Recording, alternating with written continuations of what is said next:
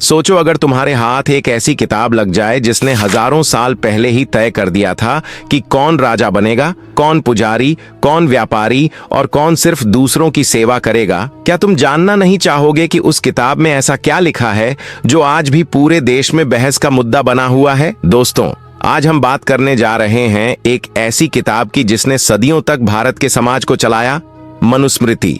लेकिन ये सिर्फ एक किताब नहीं, ये एक सोच है, एक सिस्टम है और कहीं ना कहीं एक सवाल भी कि क्या हम जो आज हैं वो हमारी मेहनत का नतीजा है या सिर्फ हमारे जन्म का। तो चलिए शुरू करते हैं मनुस्मृति की वो कहानी जिसे हर युवा को समझना चाहिए। बहुत साल पहले जब न राजा थे, न संविधान, न कॉलेज और न कोचिंग क्लासेस, तब समाज बिखरा हुआ था। लोग जानना चाहते थे कि जीवन कैसे जिएं, रिश्ते कैसे निभाएं और समाज कैसे चले। तब एक राजा थे मनु, जिनके बारे में कहा जाता है कि ब्रह्मा जी ने उन्हें सीधे ज्ञान दिया और उन्होंने उस ज्ञान को एक किताब में लिखा और वही किताब बनी मनुस्मृति। इस किताब ने पहली बार समाज को एक ढांचे में बांधा जिसे आज हम वर्ण व्यवस्था के नाम से जानते हैं। इसमें लिखा था कि समाज 4 वर्गों में बंटा होगा: ब्राह्मण, क्षत्रिय, वैश्य और शूद्र। ब्राह्मण पढ़ेंगे और पढ़ाएंगे, क्षत्रिय शासन करेंगे, वैश्य व्यापार करेंगे और शूद्र सेवा करेंगे। अब सोचो, अगर आज कोई तुमसे कहे कि तुम इंजीनियर नहीं बन सकते क्योंकि तुम ब्राह्मण नहीं हो, कैसा लगेगा?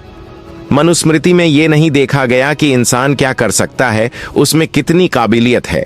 सब कुछ जन्म पर टिका हुआ था और सिर्फ पुरुषों के लिए ही नहीं, इसमें औरतों के लिए भी बहुत कठोर नियम थे।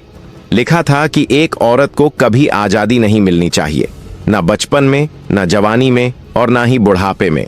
वो हमेशा किसी पुरुष के अधीन रहेगी, पहले पिता, फिर पति और फिर बेटा। आज की लड़कियों से पूछो, क्या वो इस सोच से सहमत होंगी? इस किताब ने एक ओर समाज को एक सिस्टम दिया, लेकिन दूसरी ओर इसने भेदभाव, ऊंच नीच, जात पात और असमानता को जन्म दिया। ये सोच इतनी गहरी हो गई कि लोगों ने इसे भगवान का नियम मान लिया। धीरे धीरे ये किताब धर्म का हिस्सा बन गई और सवाल उठाने वालों को पापी समझा जाने लगा। लेकिन फिर भी कुछ महान सोच रखने वाले लोग हुए जिन्होंने इसका विरोध किया। गौतम बुद्ध, कबीर, गुरु नानक, इन सब ने कहा कि इंसान का मूल्य उसके जन्म से नहीं, उसके कर्म से तय होना चाहिए। फिर आए डॉ. भीमराव अंबेडकर, एक ऐसे योद्धा जिनकी कलम तलवार से भी ज्यादा ताकतवर थी। उन्होंने मनुस्मृति को एक अन्यायपूर्ण किताब बताया और 25 दिसंबर 1927 को सार्वजनिक रूप से इसका दहन किया।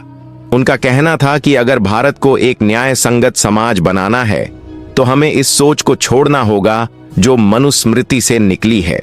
उन्होंने भारतीय संविधान की नींव रखी जो कहता है कि सब नागरिक बराबर हैं। अब सवाल ये उठता है, क्या मनुस्मृति सिर्फ बुरी है? नहीं, कुछ लोग मानते हैं कि इस किताब में उस समय के हिसाब से व्यवस्था बनाने की कोशिश थी। उस समय समाज में अराजकता थी और उसे संभालने के लिए एक सिस्टम की जरूरत थी। लेकिन समस्या तब आई जब उस सिस्टम को पत्थर की लकीर बना दिया गया और उसमें बदलाव की गुंजाइश नहीं छोड़ी गई। आज के दौर में जब हम सपने देखते हैं बड़ी बड़ी नौकरियों के, अपने स्टार्टअप के, अपने करियर के, तब क्या हमें यह देखना चाहिए कि कोई किताब हजारों साल पहले क्या कहती है, या फिर हमें खुद ये तय करना चाहिए कि हम कौन हैं और क्या कर सकते हैं? मनुस्मृति हमें एक सीख देती है कि हर सिस्टम, हर नियम और हर सोच को समय के साथ बदलना चाहिए, क्योंकि जो नहीं बदलता वो खत्म हो जाता है। तो दोस्तों, अगर आपको ये वीडियो थोड़ा भी सोचने पर मजबूर कर गया हो तो इसे लाइक जरूर करो, अपने दोस्तों के साथ शेयर करो ताकि वो भी जान सकें कि समाज की जड़ों में क्या लिखा था। और हाँ, चैनल को सब्सक्राइब करना मत भूलना, क्योंकि आगे भी हम ऐसी ही दमदार और सोच बदलने वाली कहानियां लेकर आएंगे, सीधी, साफ और सच के साथ। मिलते हैं अगले वीडियो में। तब तक याद रखो, सवाल पूछो, सोचो और खुद तय करो कि तुम्हारी पहचान क्या है।